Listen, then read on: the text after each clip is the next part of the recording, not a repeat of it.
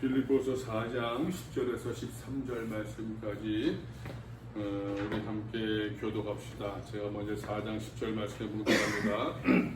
내가 주 안에서 크게 기뻐함은 너희가 나를 생각하던 것이 이제 다시 싹이 나매니 너희가 또한 이를 위하여 생각은 하였으나 기회가 없었느니라. 내가 궁핍함으로 말하는 것이 아니라 어떠한 형편에든지 나는 정직하기를 배웠노니 나는 비천에 처할 줄도 알고 풍부에 처할 줄도 알아. 모든 일, 그 배부름과 배고픔과 풍부와 궁핍에도 처할 줄 아는 일체의 비결을 배우노라. 내게 능력 주신 자 안에서 내가 모든 것을 할 수 있느니라. 아멘. 먼저 우리 복음서 말씀 보기 전에 감사 주일이니까 감사 메시지 좀 전할게요. 여러분 어떻습니까? 우리가 인생을 살아갈 때마다 우리가 참 감사의 조건을 찾는 경우가 많이 있는 것 같아요. 이래서 감사, 이런 조건이 충족되어지고 이런 여건에 대해서 감사하고 하나님께 영광을 돌려드립니다. 라고 하는 그러한 이제 그 감사를 이야기할 때가 있는데, 네, 여러분 생각해 보십시오. 내가 돈을 많이 벌었는데 감사하지 않는 사람이 있을까요? 내가 여러분 남들보다 더 세상을 출세하고 성공했는데 감사하지 않는 사람이 있어요. 물론 그런 사람도 있겠습니다만, 기본적으로 여러분 가지지 못한 것과 가진 것을 이야기할 때 어느 것에 더 감사하겠어요? 여러분 출세하지 못한 것과 실패한 것과 성공의 자리에서 그것도 얘기가 좀 그렇습니다만 어느 것에 우리가 더 감사한다고 하는 생각을 하겠습니까? 고백하겠습니까? 여러분 다시 제가 말씀드리고 싶은 것은 신앙인의 감사는 무엇이냐? 믿음의 감사는 여러분 조건과 또한 여건 때문에 감사한다? 이거는 누구나 다 하는 것 같아요. 그거는 내가 돈을 많이 벌었으니까 감사하다? 여러분 감사의 표현을 하든지 안 하든지 간에 그런 마음은 누구든지 다 갖는다라고 하는 것입니다. 공부하지 않았는데 A불을 받았네? 감사하다. 그런 얘기 하잖아요, 여러분. 그런 고백은 그런 생각 다 기본적으로 갖는다라고 하는 것입니다. 그것은 신앙인의 감사가 아닌 것 같아요. 세상의 어떠한 것들은 말입니다. 여건과 조건, 환경 때문에 남들보다 더 좋은 환경 때문에 감사할 때가 많아요.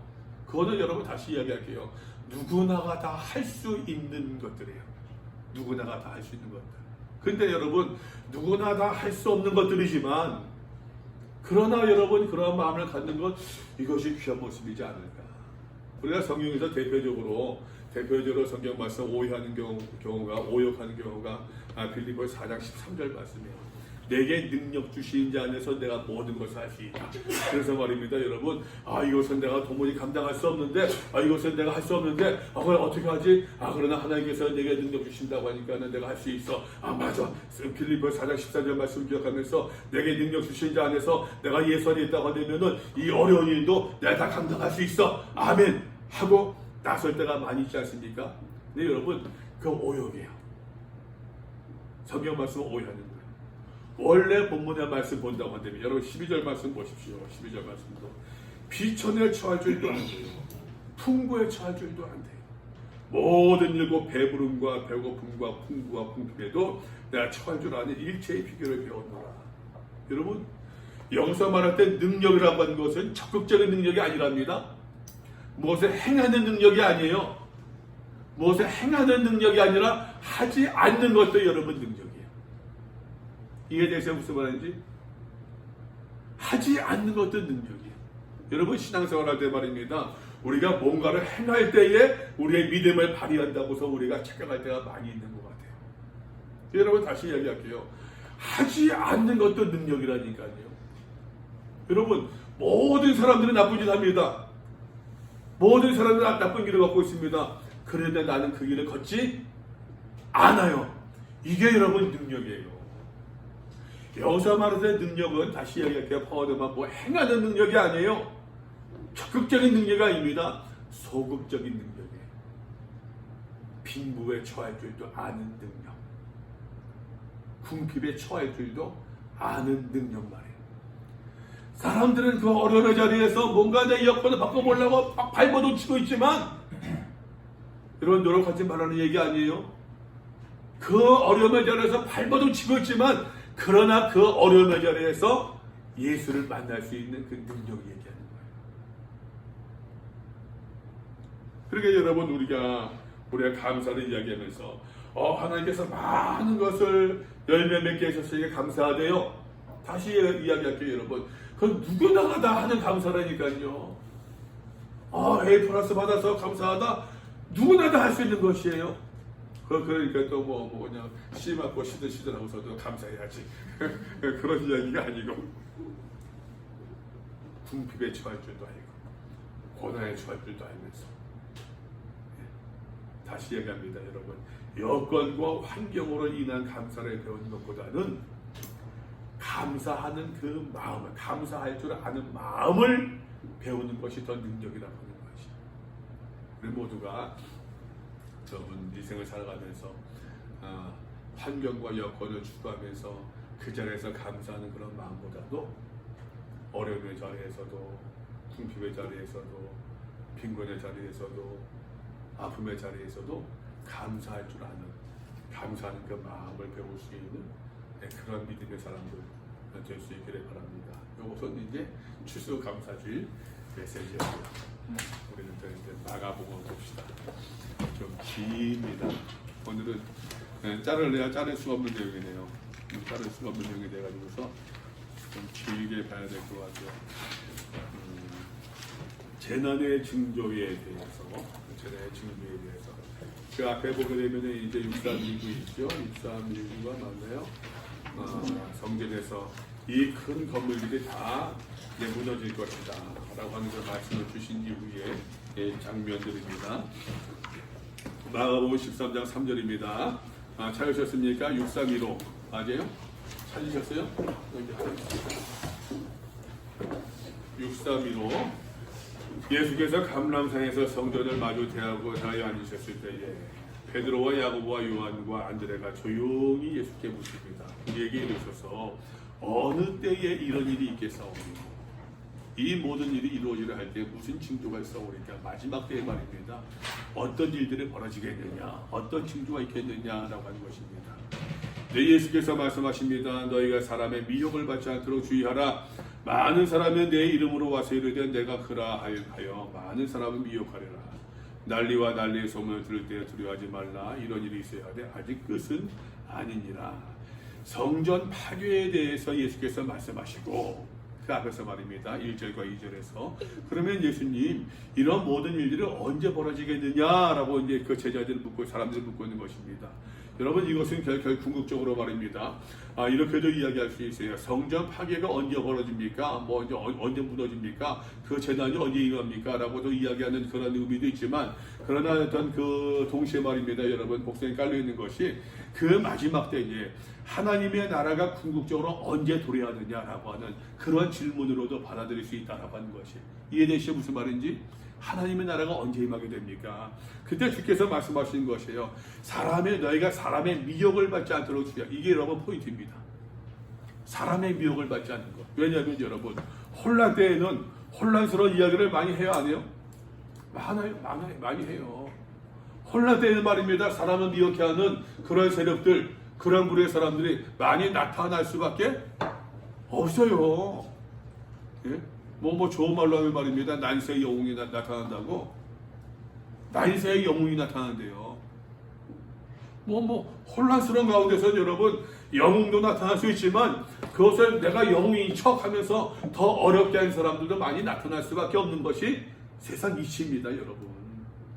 너희가 미혹을 받지 않도록 주의하라. 사람의 미혹을 받지 않도록. 많은 사람이 내 이름으로 와서 내가 메시아라고 하는 것입니다. 많은 사람을 미혹해 한다고 하는 것입니다. 거기에 미혹받지 말라라고 하는 것이에요. 난리와 난리의 소문을 들을 때에 두려워하지 말라. 이런 일이 있어야 하되 아직 끝은 아니니라. 9절 말씀 보세요. 누가복음 9절 8절과 9절 볼까요? 미혹을 받지 않도록 주의하라. 많은 사람이 내 이름으로 와서 이르되 내가 그러하며 때가 가까이 왔다 하겠으나 하나님의 때가 가까이 왔다고 하는 것입니다. 그러나 그들을 따르지 말래요. 마태복음 보세요. 마태복음 4절입니다. 예수께서 대답하여 이르시되 너희가 사람의 미혹을 받지 않도록 주의하라. 많은 사람이 내 이름으로 와서 이르되 내가 그리스도라. 좀 더 분명하게 얘기하고 있죠. 많은 사람은 미혹하게 하느라 그러나 사람에게 미혹을 받지 말라라고 하는 것입니다. 그러면서 말입니다. 난리의 소문이 있대요. 난리의 소문들. 혼돈의 이야기가 많이 있다고 하는 것이에요. 야, 무슨 일이 벌어졌대? 뭐 난리 났대? 난리 났대? 예, 그런 일들 말이면 왁자지껄하는 그런 소문들이 많이 있겠지만, 그러나 그 모든 일들에 미혹을 받아서는 아니 된다라고 하는 것이에요. 8절 말씀 보세요. 민족이 민족을, 나라가 나라를 대적하고 일어나 있고 곳곳에 지진이 있으며 기근이 있으리니 이는 재난의 시작입니다. 그래서 여러분 이런 말씀 듣고서 말입니다. 재난의 시작, 마지막 때의 시작이라고 이런 말씀 듣고서는 일본 열도에 엄청난 지진이 이루어졌어요. 그죠? 지진 때문에 후쿠시마가 말입니다. 그 원전이 파괴되고 뭐 저 정확히 모르겠습니다만 여러분 인류 역사상 그런 재난이 또 있을까 싶을 정도로 원전이 무서운 것 같아요. 여러분 그런 생각 안 하세요? 저 같은 경우는 제 개인적인 생각으로서는 원전 반대야. 원전 반대. 탈원전 해야 되는 게 맞는 것 같아요. 여러분 아시죠? 저기 그 체르노빌 같은 데서도 그래가지고 지금 한 것은 거의 뭐 몇백 미터, 몇십 미터 콘크리트로 완전 덮어버렸대요. 지금도 그 체르노빌 원전 그거 인지 아닙니까? 폭발했을 때 제가 그냥 뭐 그 마을에 어마어마하게 떨어졌대요. 근데 사람들이 그것이 몰랐대요. 피폭되면서도 그래서는 얘기가 그 러시아에서는 그 후쿠시마인데 갈 수 있는 그 재난 방지할 수 있는 비결을 알려주겠다면서도 그거 갖다 이제 수십 미터 콘크리트로 덮어라. 나오지 않게. 근데 문제는 뭐냐면은 이것이 땅 속으로 이게 어떻게 들어갈지 아무도 모른대. 그러니까 여러분 이 상상이 안 되잖아요 이게요. 원전은 우리가 갑자기 모든 원전들을 다 폐쇄할 수 있는 것은 아니지만 궁극적으로 그 대가가 너무 큰 것 같아요. 물론 저는 그렇게 생각합니다. 그러니까 어떤 사람들이 얘기합니다. 좀 극단적 세대주의자라고 얘기하고 있는데 그분들은 그러한 모든 것을 재난의 소식들, 전쟁의 소문들, 지진들, 뭐 핵 원자력이 폭발했다 이런 것을 이제 그리스도의 때가 왔다라고 이야기하는 세대주의자들이 많이 있어요. 그런데 여러분 주께서 말씀하시는 것은 아직 그 때가 아니래요. 다시 이야기할게요 여러분. 예수님께서 이 모든 재난들, 이 모든 혼란 가운데서도 중요한 것이 뭡니까? 사람에게 미혹받지 않는 거예요. 그 재난을 부풀려서 말입니다. 펌핑해가지고서 이 재난으로 말미암아 자기가 주목받으려고 하고 자기가 뭔가 역전해보려고 하는 사람들이 분명히 있다고 하는 것이에요 여러분. 다시 이야기할게요 여러분. 예수님께서 이 모든 이야기, 재난의 이야기를 하면서 마지막 때에 마지막 종말의 이야기를 하면서 포인트가 뭐냐? 두 가지입니다. 먼저 첫 번째는요. 사람에게 미혹받아서는 안 된다라고 하는 것이요. 기억하세요 여러분. 사람에게 미혹받아서 안 됩니다. 그래서 주께서 말씀하십니다. 9절입니다. 마가복음 9절. 너희들 스스로 조심하라. 이게 포인트예요 여러분. 사람들이 너희를 공회에 넘겨주겠고 너희를 회당에서 매질하겠으며 나로 말미암아 너희가 권력자들과 임과 앞에 서리니 이는 그들에게 증거가 된대요. 증거가 되게 하라. 누가복음 말씀 보세요. 12절입니다. 이 모든 일 전에 내 이름으로 말미암아 너에게 손을 들어 받게 하며 회당과 옥에 넘겨주며 임금들과 집권자들 앞에 끌어가려니와 이 일이 도리어 너희에게 증거가 되리라. 이 재난, 이 종말의 이 혼란 시대에서 말입니다. 이로 말미암아 내가 그리스도다 뭐다 하면서도 참 믿음의 사람들, 참 성도들이 말입니다. 여러분 박해가 시작되어진다라고 하는 것이에요. 한번 상식적으로 여러분 생각해 보십시오. 모든 것이 평안한 가운데서는 그래도 법이 지켜지겠어요? 지켜지지 않겠어요? 지켜지겠죠? 근데 여러분 모든 것이 엉망이 되었습니다. 재난이 있고 전쟁의 소문이 있고 지진이 있고 뭐 어려움이 있습니다. 표현입니다. 말 그대로 무법지대예요. 왜? 법이 지켜지지 않겠지. 무법지대예요. 무법시대입니다. 그때 여러분, 그때 이제 이 믿음을, 그때 예수 그리스도를 믿는 그 믿음으로 말미암아 너희가 박해를 받을 것이다 라는 얘기예요. 다시 이야기할게요. 여러분, 계속 말씀을 드렸었는데 마가복음도 마태복음도 누가복음도 그 당시 쓰여질 때에 마태복음이 쓰여질 당시의 그 공동체의 상황, 마가복음이 쓰여질 당시의 그 공동체의 상황, 누가복음이 쓰여질 때에 그 누가가 속해 있던 그 공동체의 상황이 반영되어 있다, 반영되어 있지 않다? 반영되어 있다고 그러잖아요. 이게 벌써 이제 복음서가 쓰여질 당시, 복음서가 쓰여진 예수님 말씀을 갖다 녹음하고 막 기록한 게 아닐 테니까, 그죠? 한 세대가 지나가고 막 그런 쓰여지지 않겠습니까? 그러니까는 그 상황이 달라진 거예요. 그 공동체들에 속했던 그 상황들이 굉장히 큰 위기 가운데 있는 거예요. 그러면서 다시 한번 우리가 생각하자라고 하는 것이에요. 주께서 그때 이런 말씀을 주시지 아니했겠느냐, 아니했느냐. 여러분 똑같습니다. 오늘도 말입니다. 오늘 대한민국 사회가 여러분 얼마나 혼란스럽습니까? 광화문에서 집회가 있고, 여의도에서 집회가 있고, 서초동에서 집회가 있고, 광장 정치고 말입니다. 굉장히 혼란스럽잖아요. 혼돈 그 자체 아닙니까, 여러분? 저희 개인적으로 이런 거 볼 때마다 어떤 생각이 되면은 해방 이후의 상황이 이와 비슷하지 않았을까 싶은 생각도 들어요. 살아보지 않았지만 제가 그렇게 나이가 많지 않거든요. 살아보지 않았지만 해방 후에 친탁이다 반탁이다 막 그러면서 데모하고 뭐 그런 영화 보이잖아요. 극백을 해가지고서 무성 영화 하듯이 그냥 뭐 그런 시대이지 않을까 싶어요. 얼마나 혼동스럽습니까, 여러분? 이 혼동 가운데서 보세요, 여러분. 이건 제 적용이에요, 그냥. 이 혼동 가운데서 기독교가 얼마나 욕을 먹습니까? 기독교가. 여러분, 제가 아무리 정치적 색깔을 뚜렷해도 내가 예를 들어서 여의도 가서 막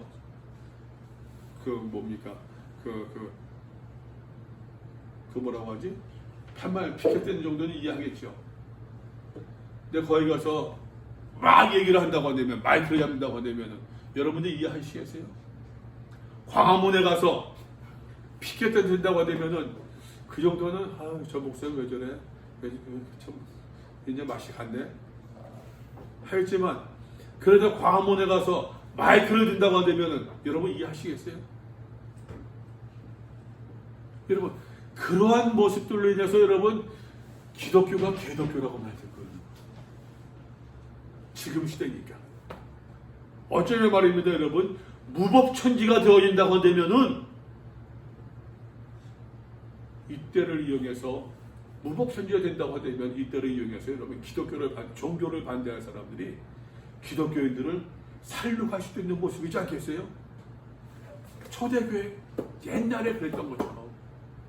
자, 그러한 가운데에서 그 위험 가운데서 초대교회 공동체 이 사람들이 그때 주께서 뭐라고 하셨지? 너희가 사람에게 미혹을 받지 않도록 주의하라라고 하는 것이. 맞아. 우리가 이럴 때일수록 깨어 있어야 돼. 맞아. 우리가 더 이럴 때 스스로 조심하라. 우리가 경거망동하지 말아야 돼. 다시금 다진다는 이야기예요. 이해되죠? 무슨 말씀인지. 지금 이 그 재난이라고 하는 거, 여기서 종말이라고 하는 것은요, 어떠한 그 이스라엘 백성들의 AD 70년 이후에 가졌던 그 고난만이 아니에요. 예루살렘 성전이 파괴되고 로마군에 의해서 말입니다. 다 점령되어지는 그것만 이야기하는 것이 아니에요. 더 영적으로 의미적으로 한다고 한다면은 하나님 나라 마지막 때 종말도 염려된 것이지만 현실적으로서는 지금 당장 닥친 그 재난이 더 의미가 크더라라고 하는 것이. 그러할 때 어떤 모습을 가져야겠느냐. 너희는 스스로 조심하라. 너희가 많은 박해를 받겠는데 말입니다. 몇 절입니까? 9절 말씀 보니까 이는 그들에게 증거가 되어준대. 증거가 되게 합니다. 증거.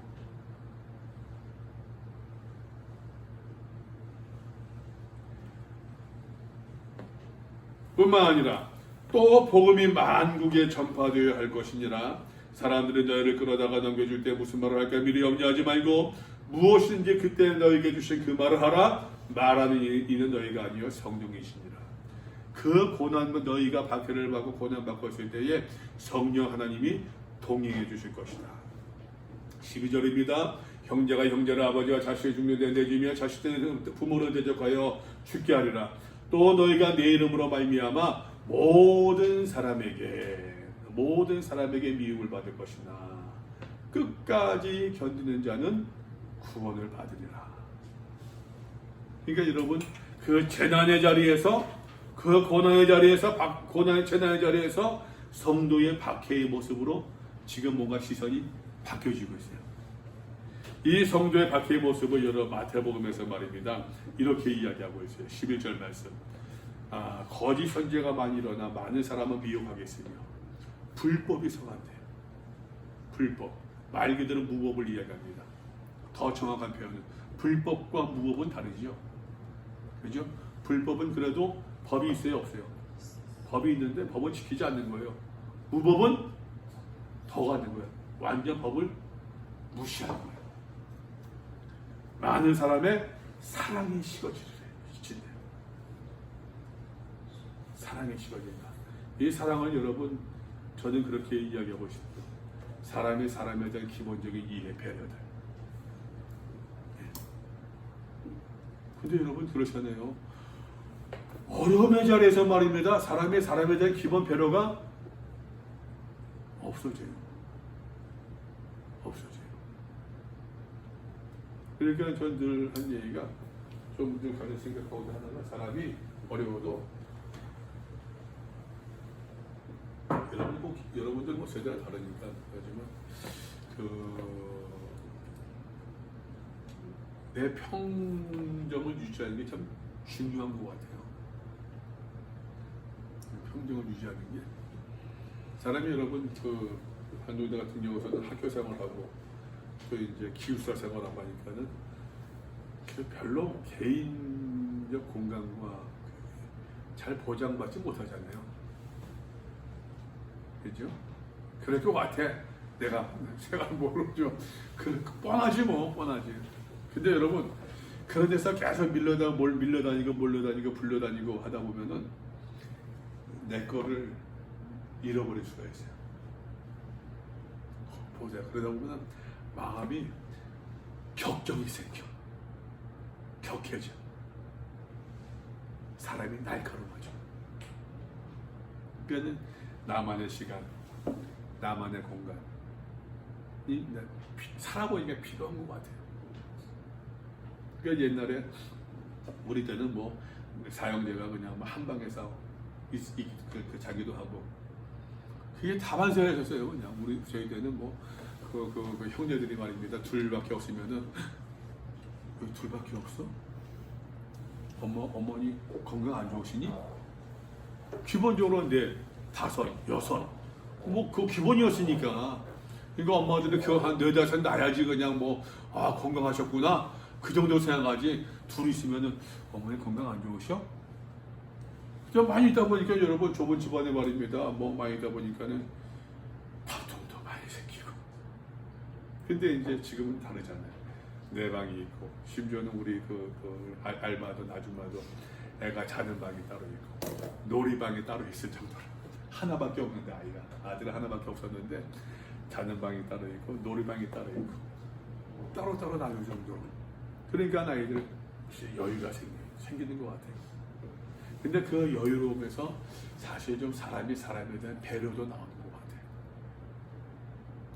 그러니까 여러분 전쟁 가는데 무슨 배려가 있습니까? 내가 살기 바쁜데 내가 늦으면은 까딱하면은 내가 생명을 잃어버리는데 그런 이야기가 있었대요. 실제인지 아닌지 모르겠지만 들었던 이야기가 전쟁 때 말입니다. 6.25 때 아빠가 애 잡고서 막 뛰는데 폭격이 막 뛰는데 정신없었겠죠. 무슨 폭격 소리가 들렸겠습니까? 뭐가 보이겠습니까? 그것만 보고서 이제 막 뛰었겠죠. 가서 보니까 놀라겠네. 가서 보니까는 애가 없어요. 팔만 있어요. 근데 여러분 그런 일들이 있을 것 같아요. 왜? 폭격이 아니라 총만 맞아도 팔이 떨어지거든요. 총 맞으면 팔이 떨어집니다, 여러분. 또 다른 얘기인데 또 새네. 근데 군대에 있을 때도 한 그 신병이 내가 이제 그 해가지고서 군 생활하기 싫은 거예요. 그래서 그 어떤 그 제대하고 싶고 일찍 제대하고 싶고 병원 가고 싶고. 그래서 어떤 꾀를 내는가 하게 되면은 신병 훈련에서 사격하잖아요.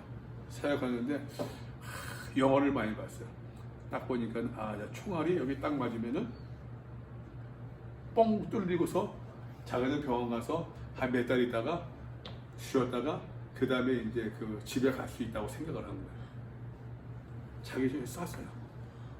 어떻게 될게요? 팔이 떨어졌어요. 깜짝 놀랐지. 그래서 다 하고서 하고서는 이제 조사하는데 얘가 그런 자백을 한 거예요. 그래서 제대는 영창 갔어요. 사람이 여러분 살기 어려운 가운데서는 배려가 없어요. 그 말씀 그대로 사랑이 식어진대요. 그 말씀들이 맞아요. 그러나 끝까지 견디는 자가 구원을 받는데요. 끝까지 견디는 자가 구원을 받는데요. 누가복음 말씀 보세요. 너희의 인내로 너희 영혼을 얻으리라. 너희의 인내로 너희 영혼을 얻는데요. 그래서 루터가 말입니다. 여러분 이 말씀 19절을 이렇게 번역했답니다. 인내로서 너희 영혼을 붙잡으라. 인내로서 우리의 영혼이 영벌에 처하지 아니하도록 아무리 박해가 임하고 어려움이 임한다고 할지라도 환란이 임한다고 할지라도 인내함으로 우리의 영혼을 붙잡는 그 믿음이 필요하다라고 하는 것이죠. 루터가 이 말씀을 이렇게 번역을 했었습니다. 자, 여러분 다시 이야기합니다. 여기서 이제 이야기할 때에 그 10절 9절이죠. 이는 그들에게 증거가 된대요. 증거. 누가복음 말씀 이 일이 도리어 13절입니다. 너희에게 증거가 된대요. 증거. 이 증거란 말입니다, 여러분. 다른 성경에서는요, 증언이라고 되어 있어요. 증언. 이것이 너희에게 증언이 된대요. 어떤 증언? 하나님 앞에서 말입니다. 그 환난의 시대에 어려움의 시대에서 인내로서 우리의 믿음을 우리의 영혼을 붙들었던 이 모든 것이 하나님의 심판대 앞에 섰을 때에 이것이 우리의 믿음을 보장해주는 변호해주는 증언이 되어진다는 이야기예요. 다시 이야기할게요, 여러분. 재난이 임합니다. 마지막 때가 임합니다. 그때 여러 가지마다 혼란이 생깁니다. 거짓 선지자가 생깁니다. 난리의 소문이 있습니다. 그때 중요한 것이 무엇이냐? 사람에게 미혹을 받지 않도록 주의하라라고 하는 것이에요. 스스로 조심하라라고 하는 것이에요. 계속해서 얘기해 봅시다, 여러분. 뭐라고 말씀하고 있는지. 마가복음 14절입니다. 멸망에 가지한 것이 서지 못할 것 선 것을 보거든 읽는 자는 깨달으시죠. 이게 무슨 말이냐게 되면은 이제 그 로마군이 이제 예루살렘 성전을 다 예루살렘 점령했습니다. 그러고서는 거룩한 예루살렘 성전에다가 예를 들어서 돼지 머리를 올려놓는 거예요. 이방에 있던 그 부정한 것들을 올려놓는 것들을 이제 보여진 것이에요. 그것을 이야기합니다. 이것은 역사적 현실을 이야기하고 있는 것이에요. 지금 멸망에 가지한 것 말입니다. 역사적 실제를 이야기하고 있는 것이랍니다. 그때의 유대에 있는 자들은 산으로 도망할지어다. 지붕 위에 있는 자는 내려가지도 말고 집에 있는 것을 무엇을 가지러 들어가지도 말고 밭에 있는 자는 겉옷을 가지러 돌이키지 말지어다. 그날에는 아이벤 자들과 젖먹인 자들에게 화가 있으리로다. 여러분, 이 멸망에 가증한 것, 이런 것들을 말입니다. 다시 얘기합니다. 현실성이 있는 거예요. 우리의 삶에서도 말입니다. 여러분, 생각지 아니했던 어떤 그런 시험들, 환란들, 그런 문제들을 발생할 때가 얼마나 많이 있습니까? 그런 문제들로 말미암아 여러분 우리의 믿음이 위협받고 우리의 믿음이 말입니다. 여러분 흔들림 당하고 우리가 믿음의 시험을 받을 때가 얼마나 많이 있느냐라고 하는 것이에요.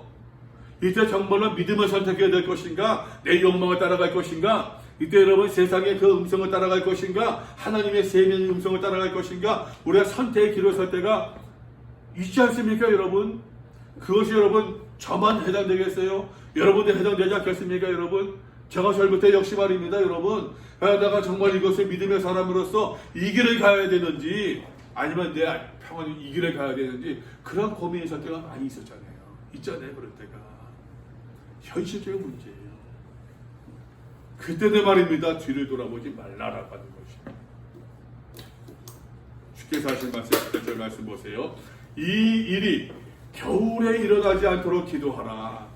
여기서 말할 때 겨울은 말입니다, 우기를 이야기해요. 우기. 이스라엘에서 겨울은 추운 겨울이 아니라 우기입니다. 우기. 이스라엘 나라는 그 건조한 나라에서 여러분, 그 건조한 국가에 그 건조한 그 지방에서 우기가 시작되면은 얼마나 불편하겠어요. 우리 같은 나라에서도, 우리나라에서도 말입니다, 여러분, 그 장마가 시작되면은 불편하잖아요. 이스라엘 쨍쨍한 그 나라에서, 이스라엘에 여러분 과일이 세계 최고랍니다. 키부처라고 하는 그게 있잖아요, 집단 농장.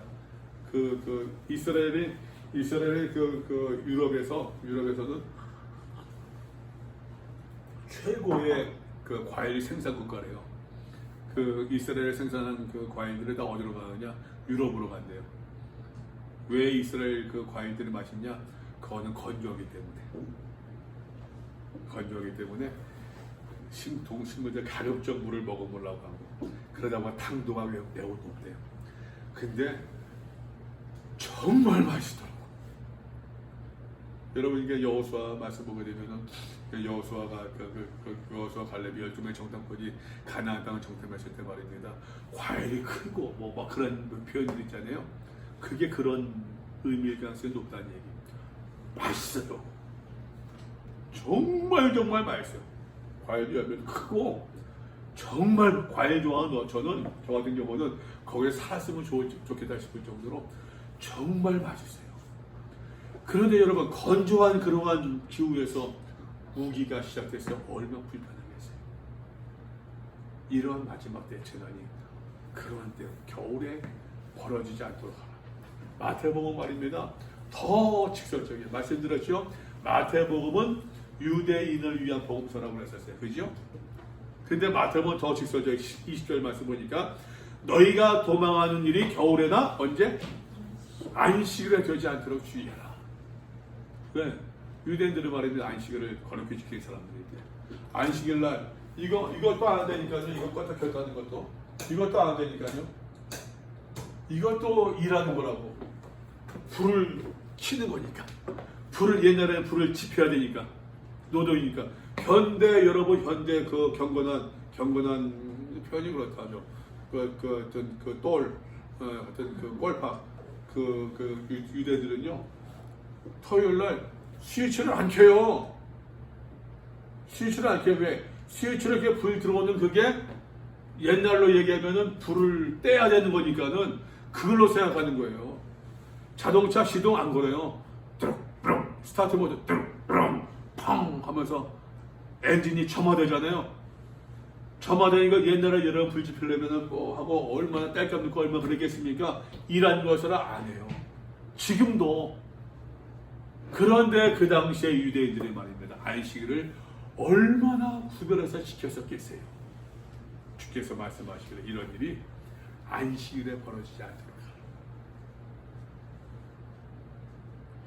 19절입니다. 마가복음. 이는 그날들의 환난의 날이 되겠습니다. 하나님께서 창조하신 시초부터 지금까지 이런 환난이 없었고 후에도 없으리라. 만일 주께서 그날들을 감하지 아니하셨더라면 모든 육체가 구원을 얻지 못할 것이거늘 자기가 택하신 자들을 위하여 그날을 감하셨느니라. 그때에 어떤 사람이 너에게 말하되 보라 그리스도가 여기 있다, 보라 저기 있다, 여를 믿지 말라. 거짓 그리스도인들과 거짓 선지자들이 일어나서 이적과 기사를 행하여 할 수만 있으면 택하신 자들을 미혹하려 하리라. 너희는 상관아, 내가 이 모든 일들을 너희에게 다 미리 말해주노라. 다시 이야기합니다, 여러분. 재난이 시작되어지고 종말에 가까운 것처럼 보인다고 할지라도 첫 번째 중요한 메시지는 뭐라고요? 사람에게 미혹당해서는 안 된다는 얘기예요. 마태복음은 이것을 조금 더 구체적으로 이야기하고 있어요. 26절 말씀.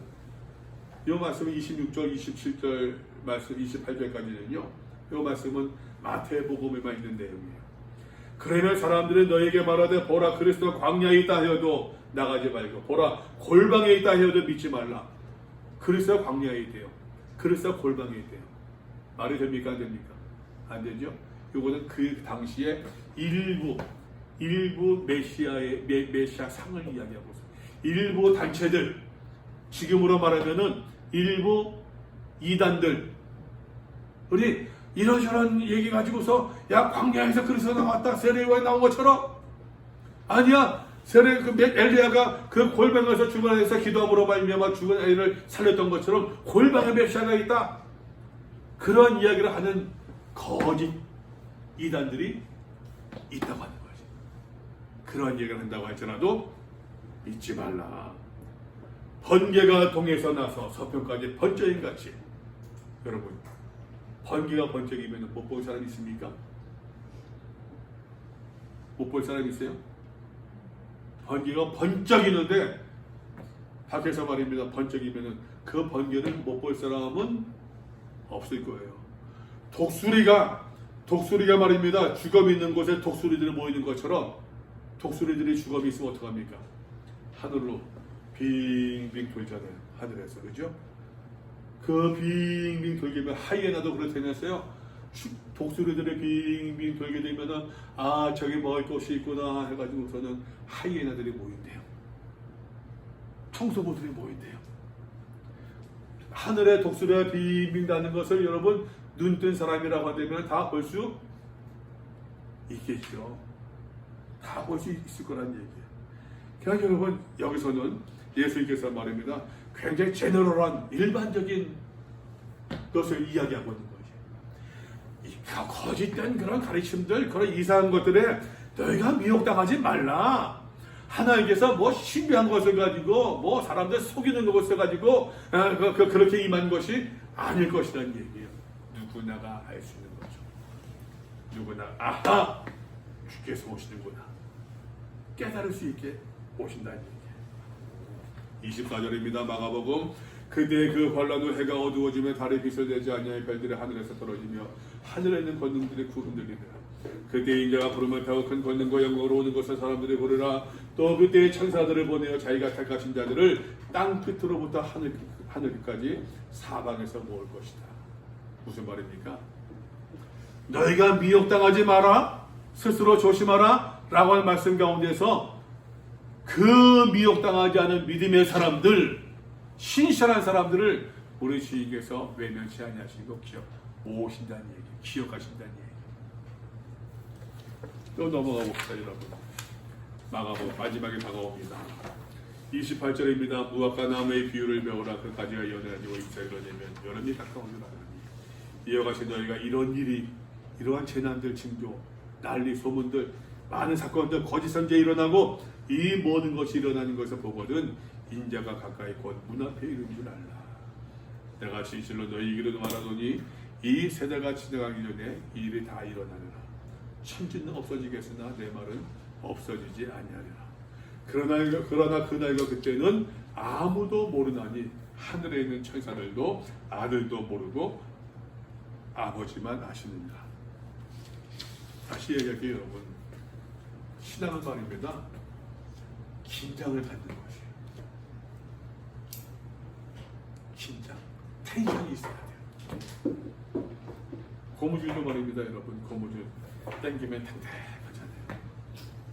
근데 고무줄 햇빛에 노출되고 시간 지나면 고무줄 탱탱했던 고무줄들이 늘어지잖아요.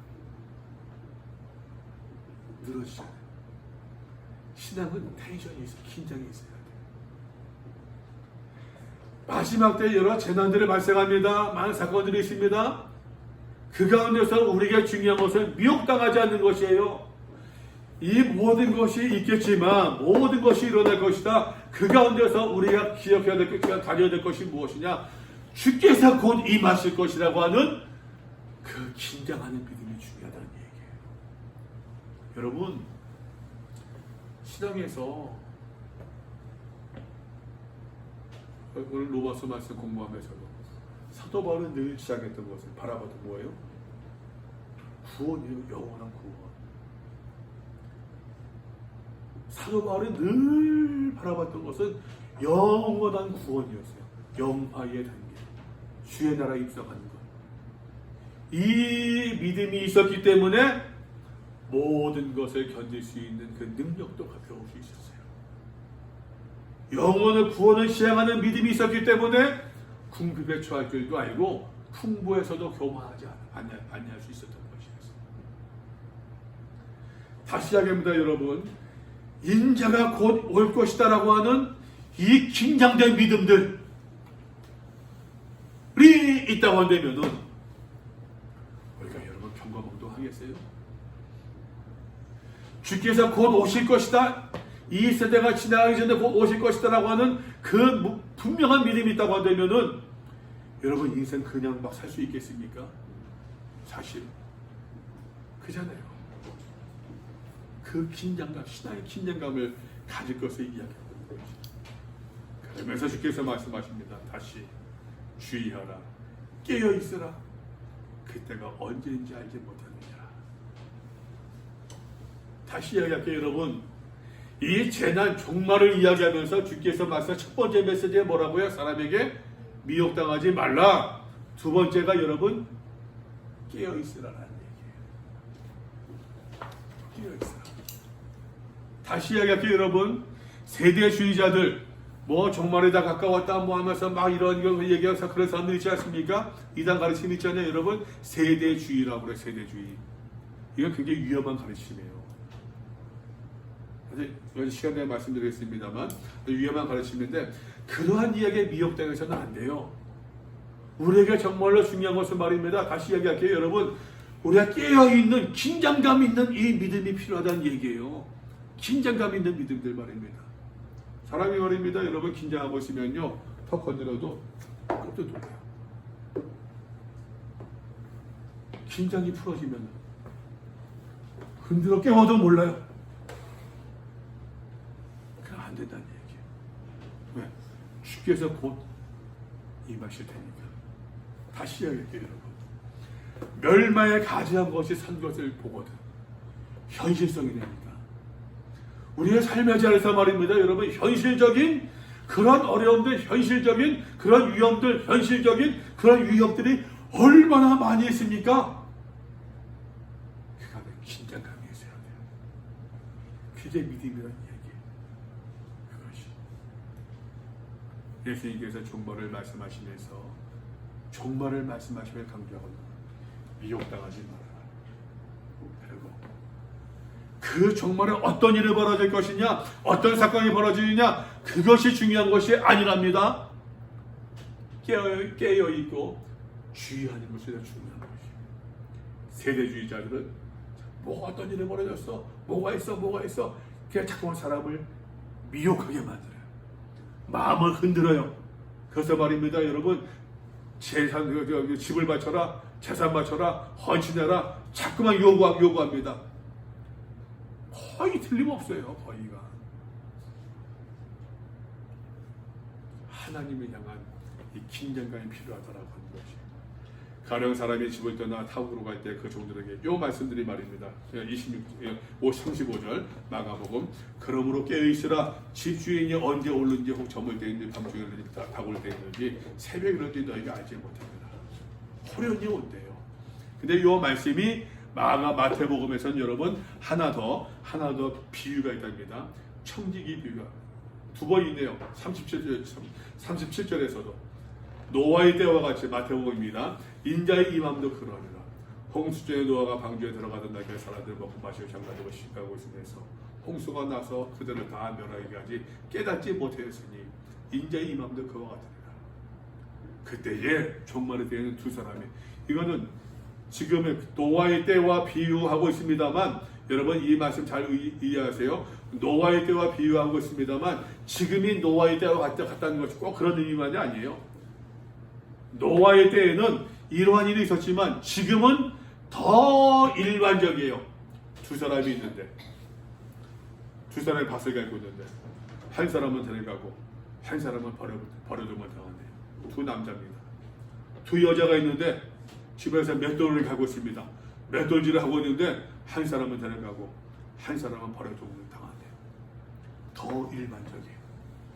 우리가 깨어있지 않는다고 되면은 내가 미혹당한다고 되면은 말입니다. 두 사람이 있는데 우리가 함께 말씀을 듣고 있는데 버러짐을 당한 사람이 있고 들림받는 사람도 있다고 하는 것이 더 일반적이에요. 일상적인 이야기라는 얘기예요. 똑같습니다. 여러분 45절 말씀에서도 충성되고 지혜 있는 종이 되어 주인에게 그 집사를 맡아 때를 따라 양식을 나눠줄 자가 누구냐. 주인이 올 때에 그 종이 그렇다는 것을 보면 그 종이 복이 있으리로다. 내가 진실로 너희에게 이르노니 주인이 그의 모든 소유를 그에게 맡기노라. 만일 그 악한 종이 마음에 생각하기를 주인이 더디 오리라 하여 동료들을 때리며 술 친구들과 더불어 먹고 마시게 되며 생각하지 않는다 알지 못하는 시각에 그 종의 주인이 이르러 엄히 때리고 외식한 자가 받는 벌에 처하리니 거기서 슬피 울며 이를 갈리라. 그러므로 깨어있으라라는 얘기예요. 그러므로 깨어있으라. 그러므로 너희는 누가복음이죠. 맨 끝에 장차 이 모든 일을 능히 피하고 인자 앞에 서도록 항상 기도하며 깨어있으라. 사람들은 다시 이야기합니다. 여러분 며칠 전에 그가지고서 신천지 교인이 왔어요. 와 무례해.